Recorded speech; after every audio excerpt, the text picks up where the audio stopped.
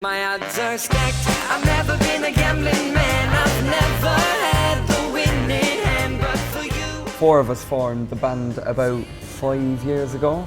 We met Lucky about a year and a half ago, well I did, and I introduced the lads to Lucky and just said, lads, he's got like this really low, deep voice. He's a real crooner.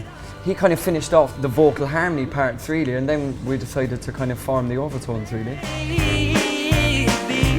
We decided to form the paint and decorating company because me and Mike both have experience in working in that field. I used to work for my dad when I left school, doing painting, decorating. Mike used to work for a friend. It was a great chance for us all to get together and actually work.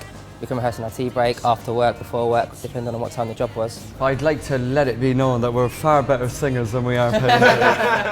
I make a cracking cup of tea though.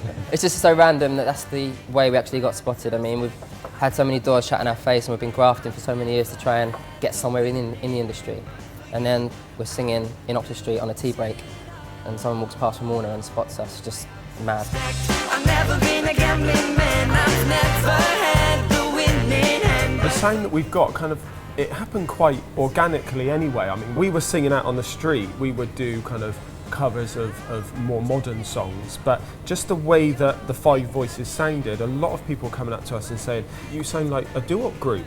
Especially when Lockie came into the group, because the bass with the middle harmonies and then the falsetto really makes that whole doo-wop old school group sound. This sound is starting to creep back into pop culture, and when I think the girls got there before the boys did. I think Amy Winehouse and Duffy, and like we love Paloma Faith, these great classic vintage sounds done in a modern way. Tell them what you call it. Oh, vintage pop, VP. I've never been a gambling man. I've never. The album's called Good Old Fashioned Love, and quite simply it's one of the names of the tracks in the album, and we feel that it kind of represents the sound of the album and the old school roots of it. It's nice to be able to do a fun album, you know, and not take ourselves too seriously. It's toe tapping, you want to smile, you want to jig around, you know. Life could be a dream if I could take you up in paradise up above. If you would tell me I'm the only one that you love. Life could be a dream, sweetheart. Shaboom's one of my favourite songs actually in the album. It's a I fun love one, isn't it? Shaboom. But I think it's a classic doo-wop song. It's a song about falling in love and meeting someone and going shaboom. Come back, my love, don't go away.